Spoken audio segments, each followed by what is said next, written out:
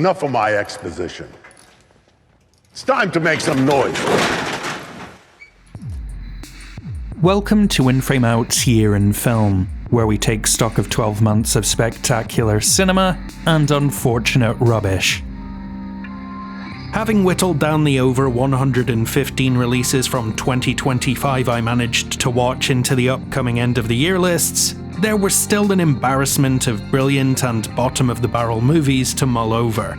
So stay tuned over the coming weeks for our best and worst movies of 2025 videos, but for now, let's cheer and jeer for the honourable and dishonourable mentions that narrowly missed their respective top 10s.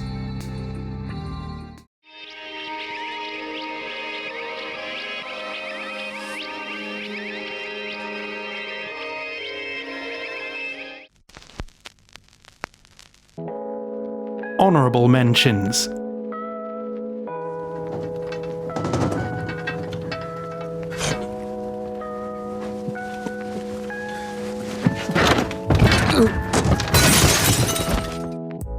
Elegantly complex but effortlessly assured, the way Black Bag masterfully maneuvers what could otherwise have been a bog-standard thriller into the platonic ideal of a movie about espionage, professionalism, and wife guys in a way that feels like watching a metallurgical savant hammer out a boilerplate worthy of the Guggenheim. We're all f***ing liars.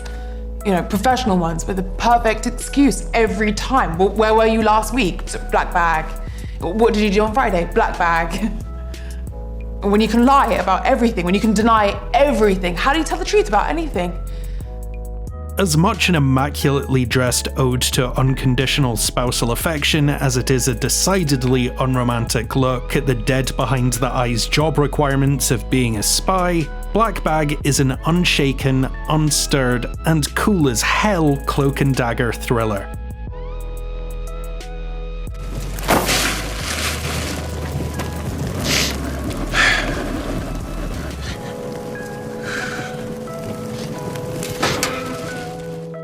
A stone-in-the-shoe act of irritation cuts and cripples until gangrene takes hold in Bring Them Down, an Irish allegorical western with the Troubles on its mind and capitalistic encroachment quietly grave-robbing those who fall in the struggle.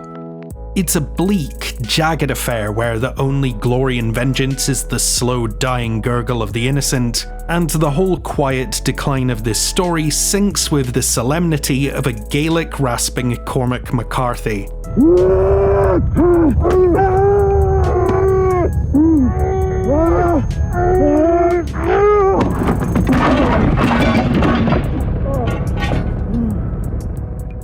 A rugged elegy to the rarity of forgiveness, Bring Them Down is a brilliant, brutal bummer.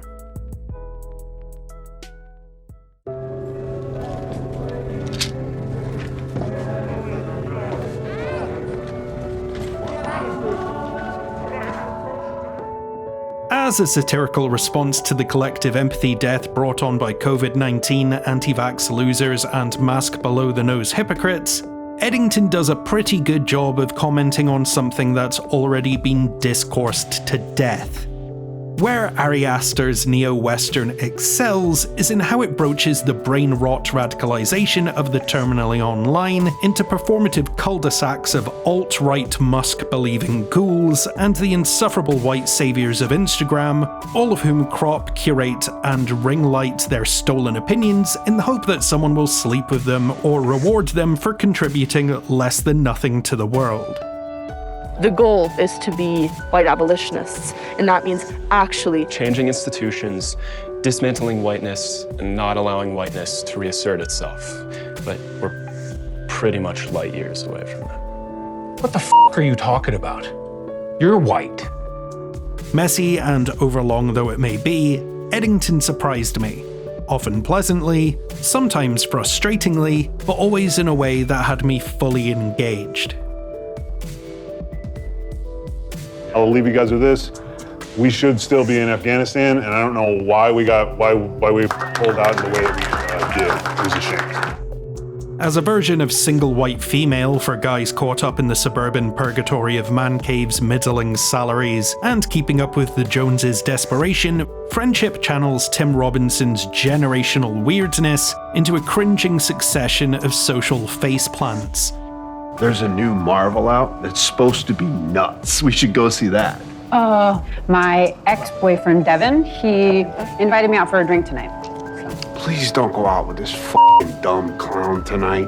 You and I will go see this new Marvel. People are saying it's actually nuts. It's driving people crazy. Whether or not you're able to tune into its frequency of panic attack comedy really depends on your stomach for the awkward displays of a man completely lacking in self-awareness, but hot damn, do I think everything Robinson touches turns into the kind of belly-laughing mania that can only be measured in how much of the runtime I spend with my hands over my face. Friendship. It'll make you feel weird.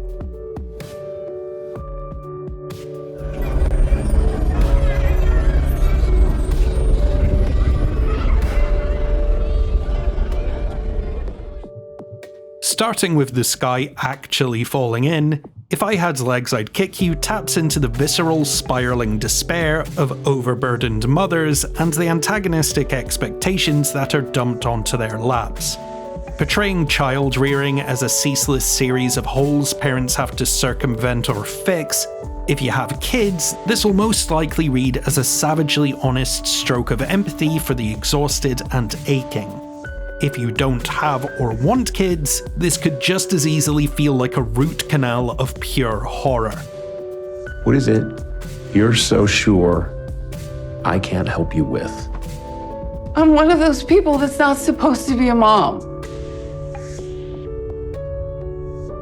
I'm not a mom. I'm not. This isn't supposed to be what it's like. This isn't it. This can't be it.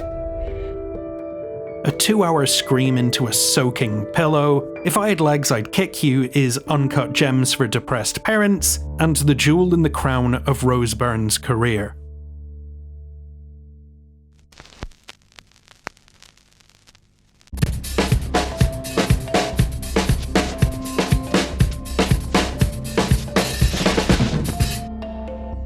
The Life of Chuck doesn't give one footloose shit about chin-stroking cynicism, standing as an unapologetically life-affirming hug that radiates with the warmth of universality while smiling in the face of isolationist pretensions.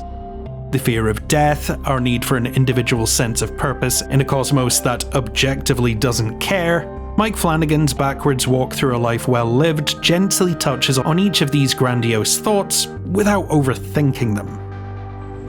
This is the end of everything. I mean, we're going through the 5 stages of grief. Don't you get it? I mean, we just landed on the final stage. Acceptance. Stay young, go dancing, be in love, and don't sweat the enormity of everything.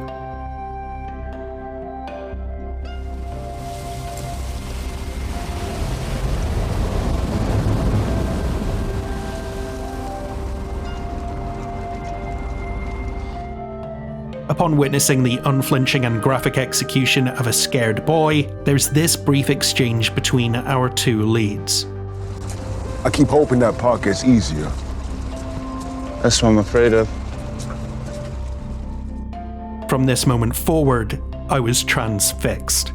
With each trudging step, there is the ambient terror of inevitability as a diverse cross-section of young men are humbled by a hollow-point bullet to the head, and the too-late realization that the pull-yourself-up-by-the-bootstraps lie has a body count in the billions.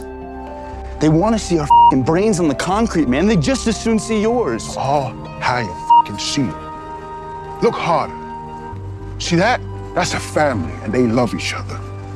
We can't get mad at them for being conditioned to think that this is okay when we're the f***ing same. The Long Walk is the best thing Francis Lawrence has made since Constantine, the most aggressively harsh Stephen King adaptation in over a decade, and another notch on David Johnson's belt of show-stealing second-billing performances. Fancy car. Yeah, it's one of those new Eden Tech electric ones. Electric, huh? I remember when the only things that were electric were eels, chairs, And Catherine Zeta-Jones in Chicago. Without hyperbole, irony, or recency bias, The Naked Gun is one of the best legacy sequels ever made and the funniest studio comedy of the 2020s. No nostalgia bait, no repeated jokes, and so absurd it borders on Dadaism, this feels like a 3 laughs a minute miracle. Honestly, you're lucky you still work here after last year's McDonald's incident. They wouldn't sell me freedom fries. You arrested the entire staff. I wasn't thinking clearly.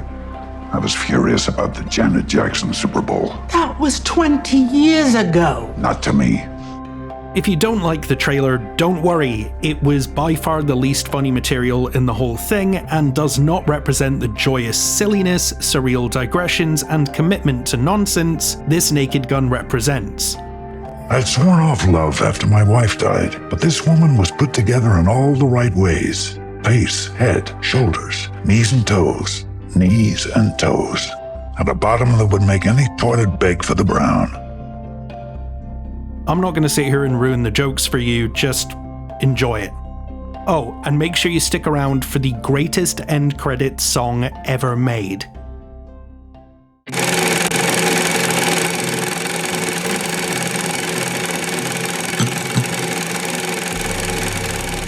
The messiest Wes Anderson film in a long time, and all the better for it, the finishing scheme is like someone sprinkled the knowingly convoluted tone of Burn After Reading over Anderson's beyond parody visual sensibilities and didn't worry themselves too much about being coherent.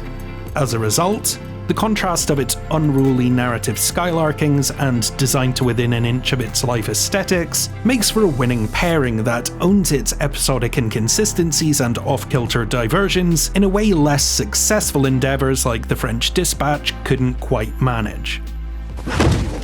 You lunatic!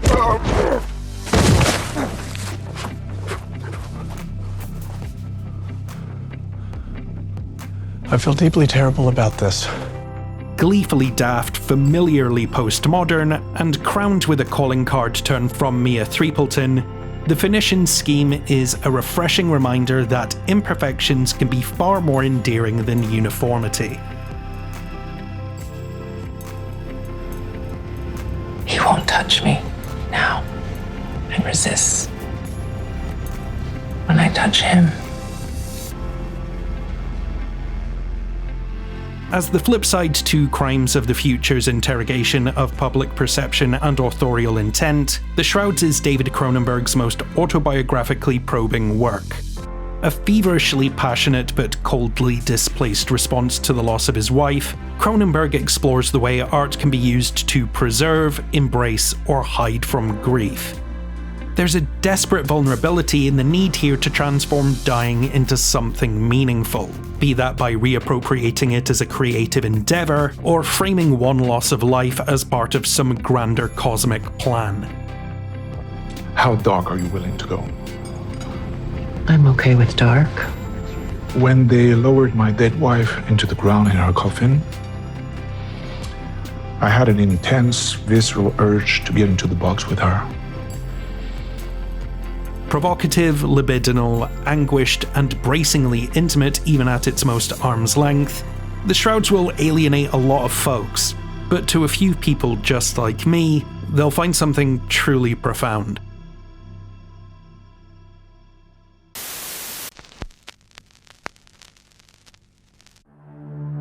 Dishonourable mentions.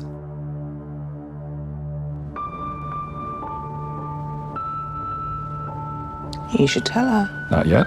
We're looking for the Fountain of Youth. Choose your own review of Fountain of Youth. A. What if Indiana Jones just kinda guessed where everything was within 3 seconds of walking into a room? B. Temu Raider. C. National treasure but with all the archaeological curiosity and whimsy of discovering your dad's porn in the garage.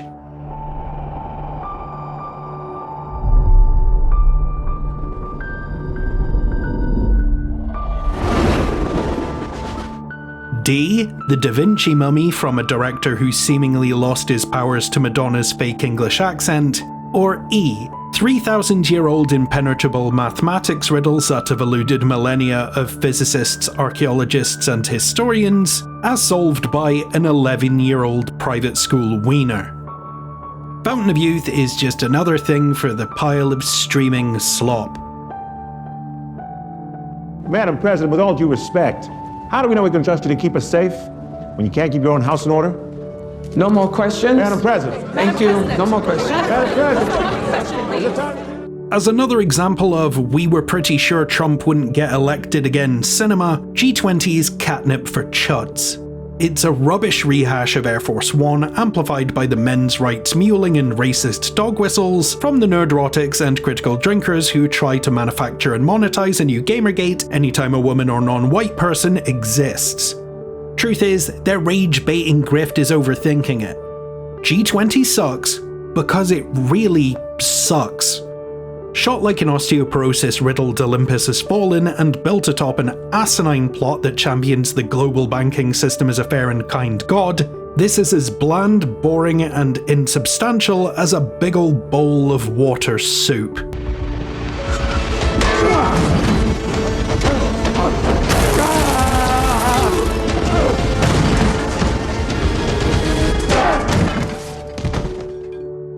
Final score, I give G20 a G3 out of G10.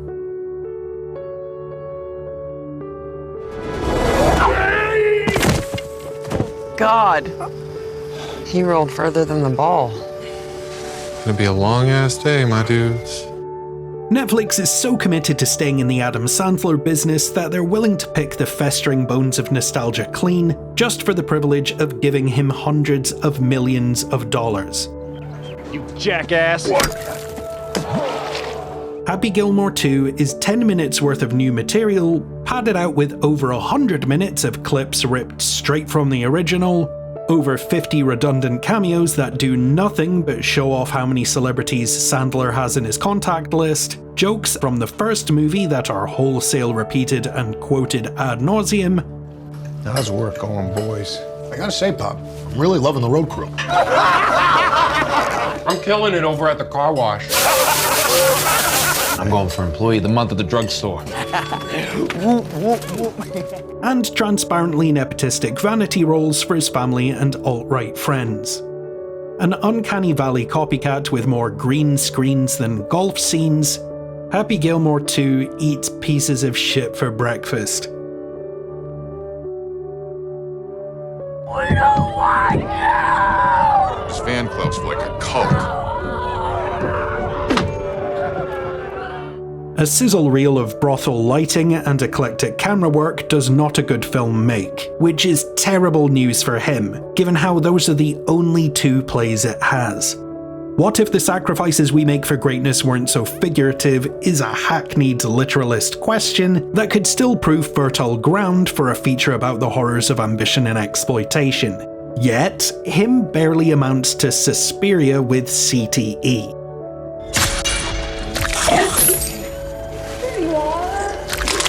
Are you sure you're okay? While Marlon Wayans makes Sisyphean strides to force this up the hill, even he is crushed by ceaseless monotony and an ending so unambiguously broken that it feels like a cleat to the teeth act of trolling. An enticing trailer stretched to feature length and snapping under the pressure, him is wasted potential incarnate. Please, stop! I made an entire video about all the I Know What You Did Last Summer movies, including this Sunburnt reboot, which I'll link in the description below, because the whole series is dire, and this latest stab at it is another beauty queen tiara placed on a pig bladder. When you did a bad thing, when you do something bad, you have to pay. So yeah, go watch that video I made. It's more fun than this crud, and you get to hear me suffer. Hooray!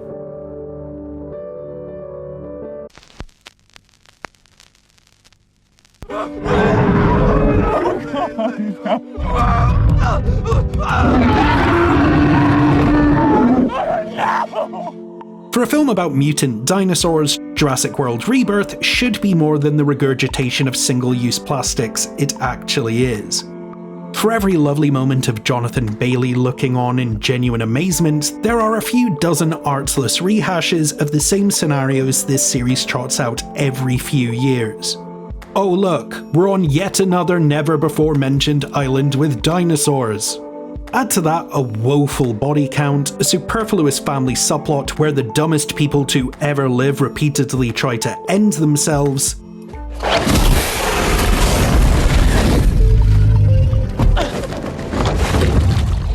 and so much junk food product placement the film begins and ends with it, and it's hard to make any case for why this should exist beyond cynical commerce. Jurassic World Rebirth is another indictment of a franchise that may not have killed the dinosaurs, but has made billions of dollars pissing on their graves.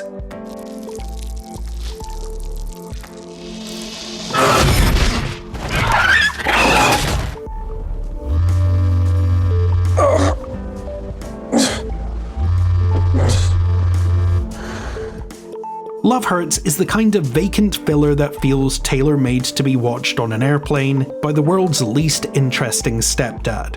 The action evaporates from memory long before the final blow, the whole thing has the listless vapidity of something that doesn't particularly feel like it's trying to be worth watching, and for what is ostensibly a romantic comedy, you'd find a more flirtatious chemistry between a cow's skull and a captive bolt pistol than our two leads.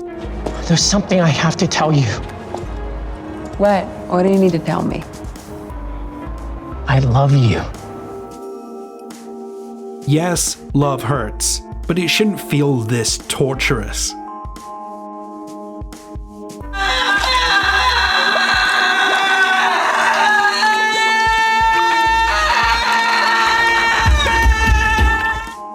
A hollowed out horror that bumper car slams from one janky moment to the next, the other is a dissonant, drooling experience.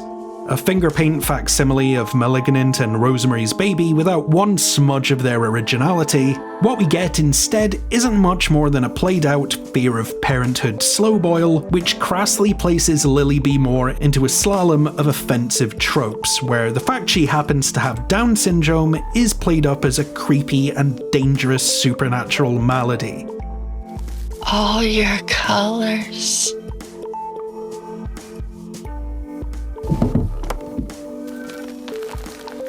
So beautiful. The other only marginally justifies its laboured execution with a sillier than silly, schlockier than schlock final act, and don't get me wrong, I like gore puppets as much as anyone, but I just think you can have that rad nonsense and still make something good.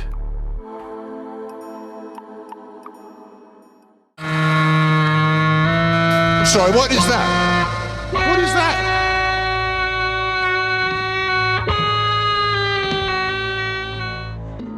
Look, Spinal Tap 2's just a movie I didn't like, and it's not important.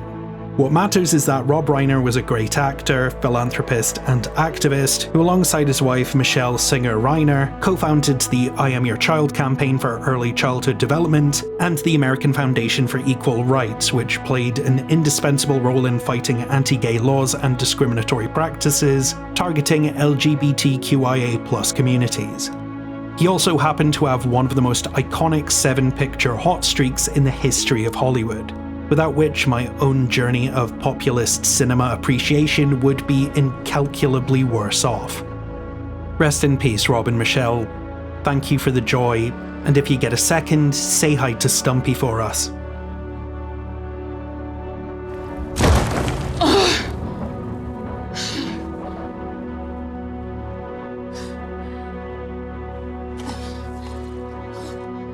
Until Dawn should have dropped the act and just called itself Silent Hill Presents Happy Death Day, Cabin in the Woods. The if at first you don't succeed, try again gimmick is antithetical to the game it's an adaptation of, the dialogue feels like a broken-thumbed let's play of the English language, and the flushed head swirly of its stupendously dumb but thinks it's pontificating genius writing is more Dunning-Kruger than Freddy Krueger.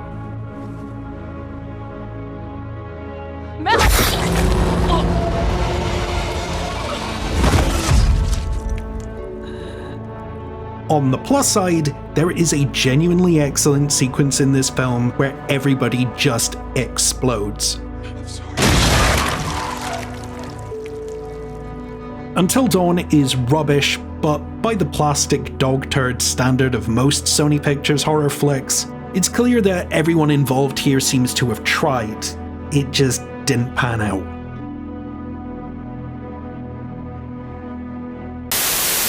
Those were our honourable and dishonourable mentions of 2025. Now we can start the Film of the Year celebrations in earnest, so please tune in to our next video for entries 10 through 6 of our best films of the year.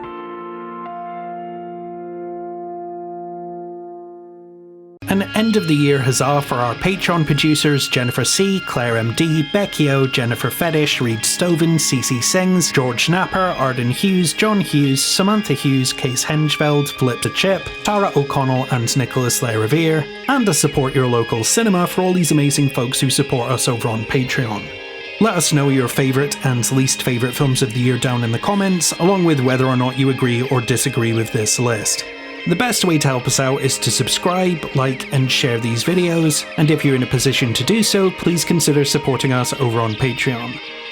As always, thank you for watching. Until next time, this is In Frame Out.